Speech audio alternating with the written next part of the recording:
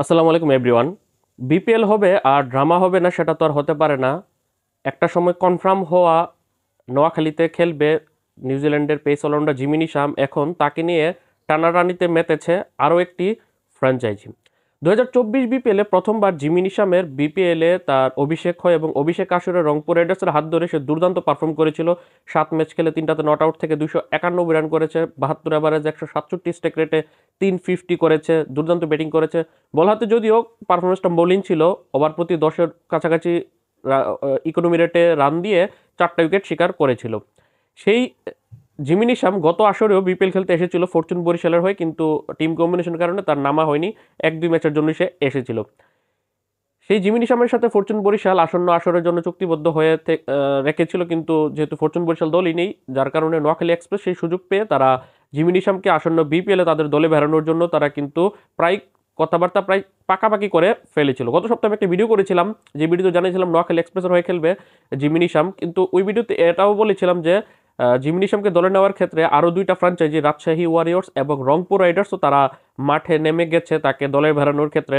এর মধ্যে রংপুর রাইডার্সের যেহেতু পুরনো খেলোয়াড় জিমি নিশাম, বিপিএল এর প্রথম যখন জিমি নিশামের আবির্ভাব ঘটে, যেটা বলছিলাম যে রংপুর রাইডার্সের খেলেছিল, যার কারণে রংপুর রাইডার্স জিমি নিশামকে নেওয়ার জন্য তারা মাঠে নামে। কিন্তু তাদের দলে যেহেতু প্রচুর পরিমাণ বিদেশি ক্রিকেটার আসে, সেই হিসাবে জিমি নিশামকে সব ম্যাচ খেলানো নিয়েও কিন্তু একটা শঙ্কা রয়েছে, যার কারণে তারা সেই যে রেস থেকে কিছুটা পিছিয়ে গেছে বললেও চলে। তবে রাজশাহী ওয়ারিয়র্স তারা উঠে পড়ে লেগেছে জিমি নিশামকে দলে বেরানোর ক্ষেত্রে। এখন পরিস্থিতিটা এমন হয়ে দাঁড়িয়েছে, নোয়াখালী এক্সপ্রেসও জিমি নিশামের কে ছাড়বে না ইজিলি, আর রাজশাহী ওয়ারিয়র্সও জিমি নিশামকে তারা দলে ভিড়িয়ে ছাড়বে যে কোনো মূল্যেই।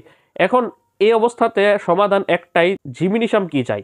কিন্তু জিমি নিশাম এবং তার এজেন্ট চাই যে বেশি টাকা দিবে, যে বেশি পেমেন্ট করবে, সেটা হোক টুর্নামেন্টের বাকি অংশ ভিত্তিক অথবা ম্যাচ প্রতি ডলারে, যাই হোক না কেন, যে বেশি ডলার দিবে সে দলের হয়ে খেলার জন্য জিমি নিশাম প্রস্তুত হয়ে আছে এবং তার এজেন্টও। এখন শেষ পর্যন্ত জিমি নিশাম রাজশাহী ওয়ারিয়র্সে খেলবে নাকি নোয়াখালী এক্সপ্রেসে খেলবে সেটা তো পরের বিষয়, তবে বিপিএলে খেলবে এটা কিন্তু মোটামুটি নিশ্চিত। এছাড়াও এখন একটা গুঞ্জন আছে যে ঢাকা ক্যাপিটালসও নাকি জিমি নিশামকে দলে নেওয়ার ক্ষেত্রে তারা মাঠে নামতে পারে, কিন্তু সেটা পুরোপুরি এখন পর্যন্ত কনফার্ম হওয়া যাচ্ছে না। তবে যতটুকু গুঞ্জন রয়েছে, শুধু এটা আপনি গুঞ্জন হিসেবে ধরে নিতে পারেন যে ঢাকা ক্যাপিটালস জিমি নিশামকে নেওয়ার জন্য নামছে, কারণ তাদেরও একটা পেস বোলিং অলরাউন্ডার হলে তাদের দলটা কিন্তু পরিপূর্ণ হয়ে যায়।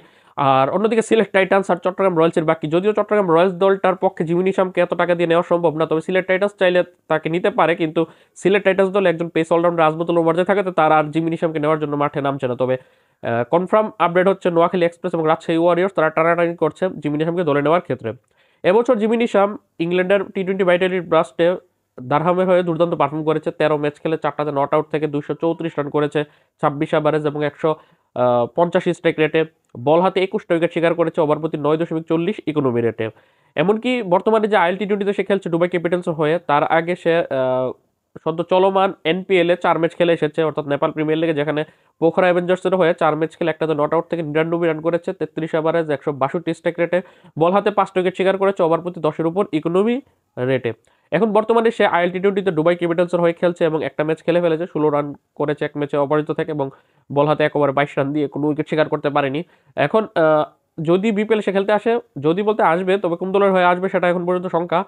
বিপিএলে আসলে সে আইএল টি-20 শেষ করে আসবে, সেক্ষেত্রে আইএল টি-20-র ফাইনাল অনুষ্ঠিত হবে 4 জানুয়ারি, যদি তার দল দুবাই ক্যাপিটালস ফাইনালে উঠতে পারে।